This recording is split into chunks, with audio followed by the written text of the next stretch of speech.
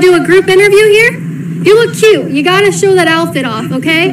All right, real quick. I won't hold you guys up. Me and James are both white people. Like we are in the oppressive class, and like we recognize. Am I in the oppressive class? Yeah, just like we benefit from white privilege in a way that like it's not obvious, but it's in a more subtle way.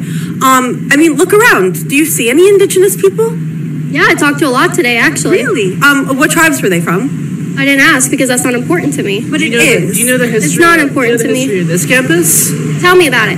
This was built. Most of it was built by slave.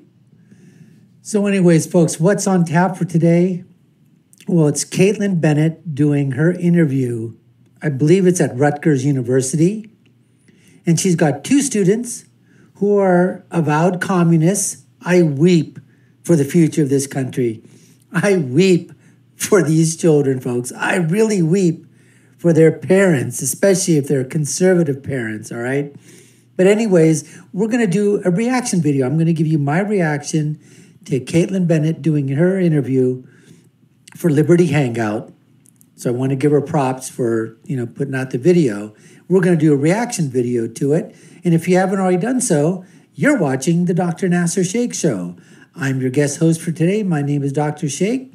We hope you certainly subscribe to the channel, hit that notification bell, like, share, and follow us. So let's get right into this because that's what's on tap for today.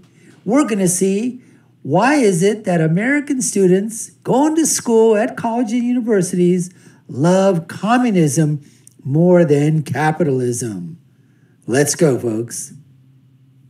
Labor. Why are you here? Many buildings have the names of slaveholding families. Why do you go in them? Well, because Rutgers has a legacy also on top of this with really radical politics. Paul Robeson went here, the famous black communist. Communist. Should we be celebrating that? Are you triggered? No, I'm asking you a question. I believe, communism is a great thing, actually. I mean, obviously, it's been implemented in ways that haven't been effective in some Can you show? He loves communism. Obviously, it hasn't been implemented in the ways that we'd like it to be implemented. So the question is going to be can you name at least one country where pure communism works? Other than the fact that over 100 million people over 100 years were killed in communist dictatorships? Come on now, all right? Then ways to go, are you triggered? I mean, the famous black communists. Me where it's been effective? I believe naturally humans hold a collective spirit. We are not atomized individuals. Neoliberalism has torn through humanity. So individualism is out of the picture. I believe we all have individual rights and the right to self-determination, as Palestinian people do as well. Very brave. Yes. And I also believe that naturally we gotta throw the Palestinian situation in there, folks. Gotta throw that in there. Or gotta throw Native American Indians. Gotta throw that one inside there just to have your bona fides, right? In terms of the woke virtue signaling class, especially coming from two very, very privileged white students.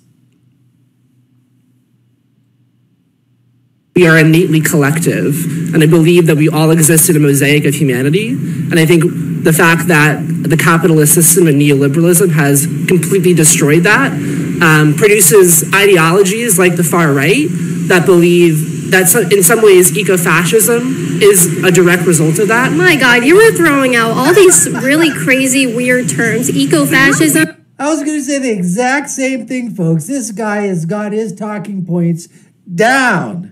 Okay, eco-fascism, neo-Marxism, we're all a collective. I don't even know what some of the mosaic collection of human beings. What the heck is that? A mosaic collection of human beings. Oh, you mean diversity?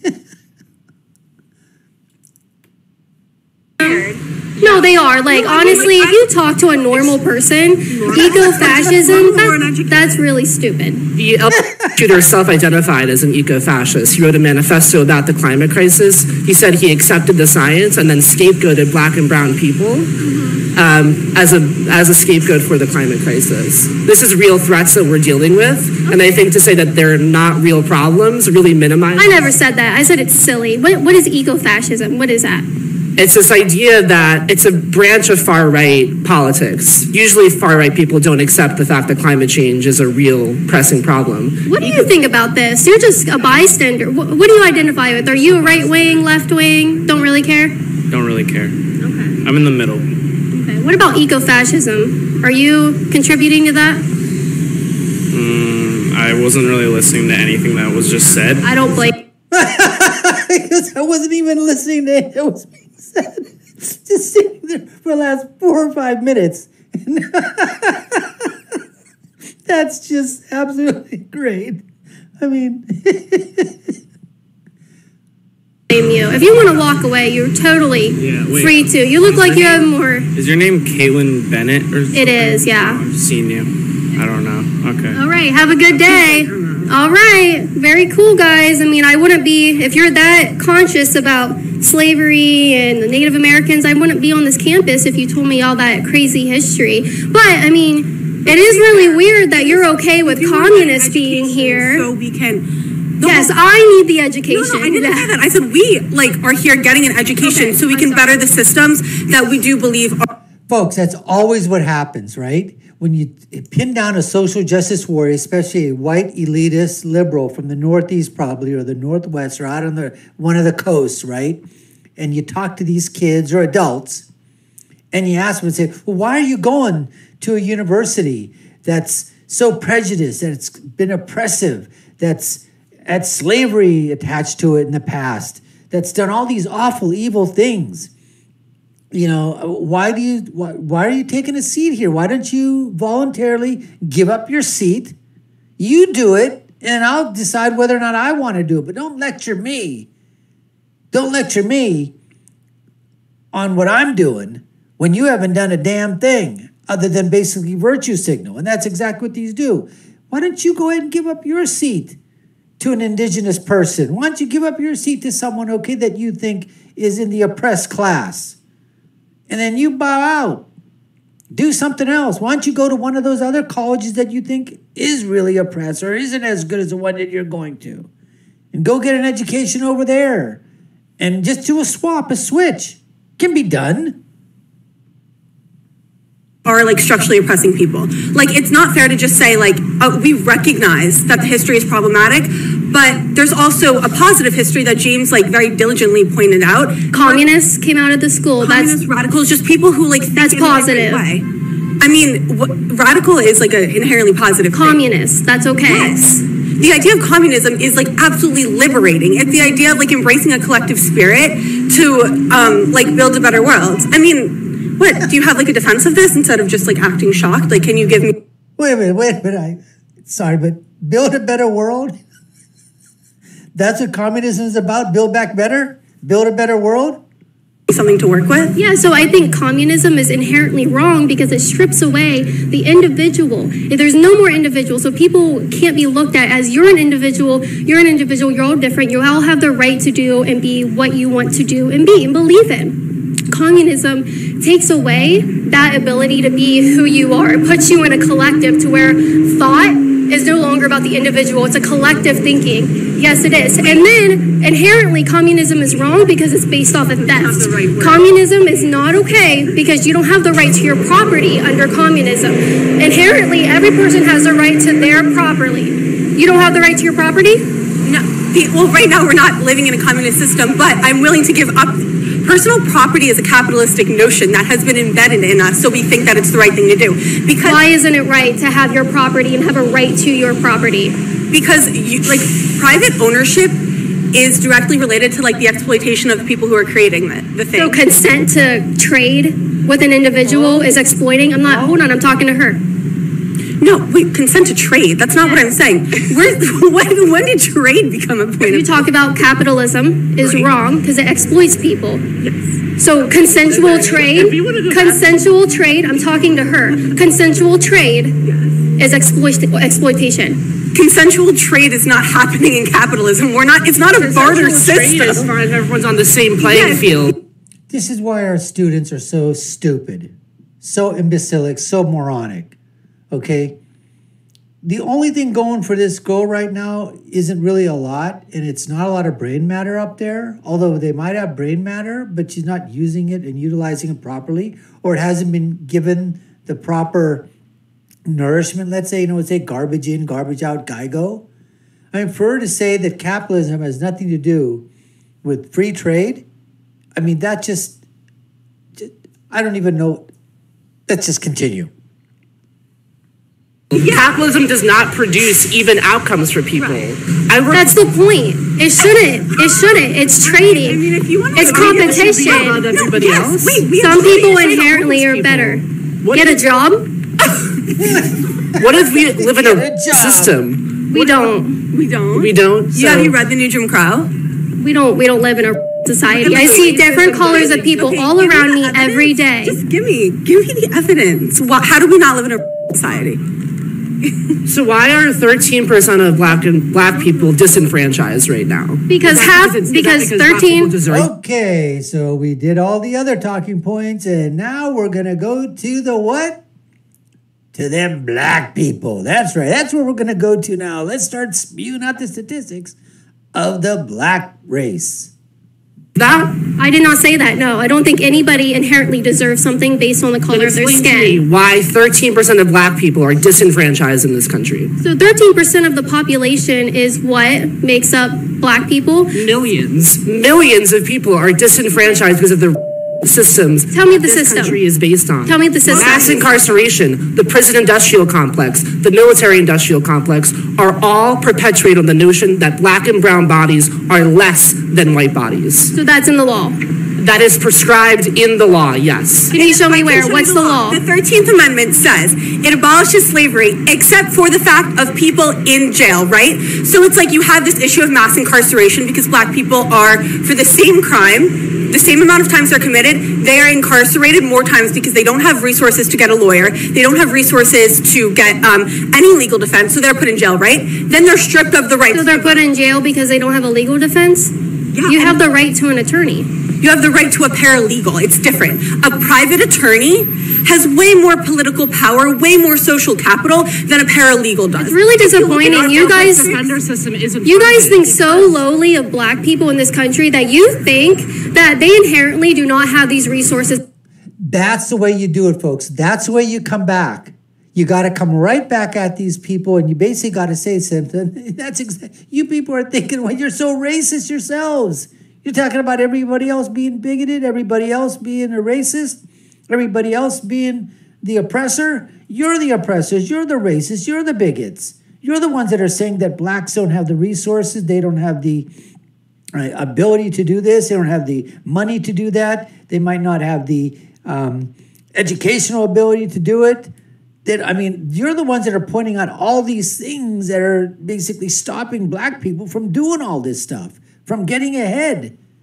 What's going on here?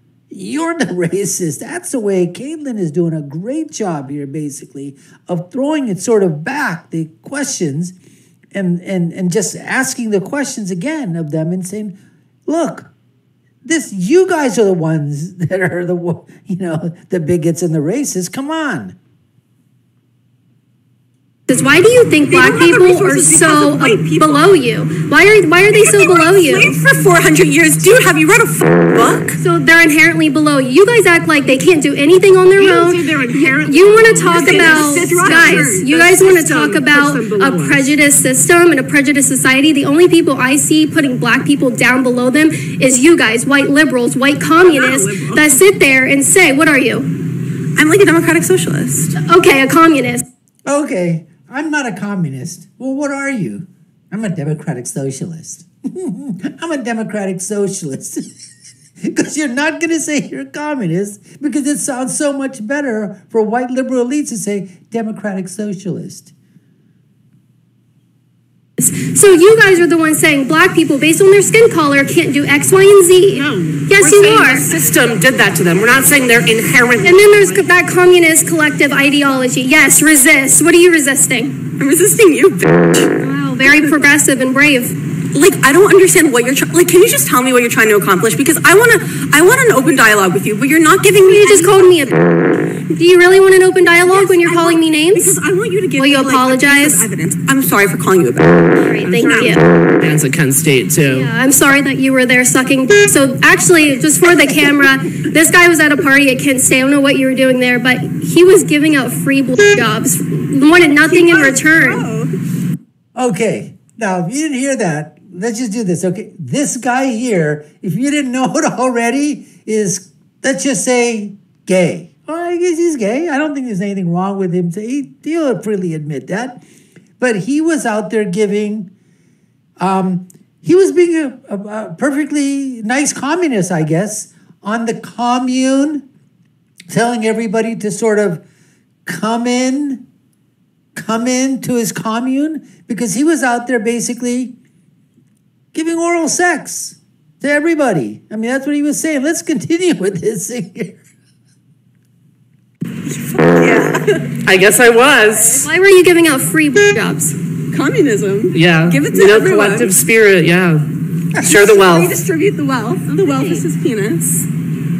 All right. You guys think you're acting funny, but I encourage you to look at this video after we put that in there. This is going to be great. We are running. Okay, folks. I mean, that was just, as I said before, you know, those possibly could be future leaders of the Democratic Party, folks. They could be the ones, they could be a senator from your state, a House of Representative member in Congress, you know, a Chief Justice on the Supreme Court. I mean, dare we even say possibly president? I mean, these are going to be the future leaders of our country. And I, as I said before, I weep for our students. I weep for college students. I weep for the parents of these students. I mean, especially if they're conservative parents. Oh my goodness, these white, liberal, elitist students that are just social justice warriors and are just virtue signalers and virtue signaling every single time, folks. It's absolutely incredible. Anyways, I hope you enjoyed that video as much as I did reacting to it. You're watching the Dr. Nasir Shaikh Show. I was your guest host. My name is Dr. Shaikh. And if you haven't already done so, we'd sure love it if you guys subscribe to the channel. Hit that notification bell. I'm just still laughing over the very ending of that video. Let's see here. Oh, I almost forgot. And that is what I usually end my videos with, which is, when you're right, you're right. And when you're left, you're wrong. See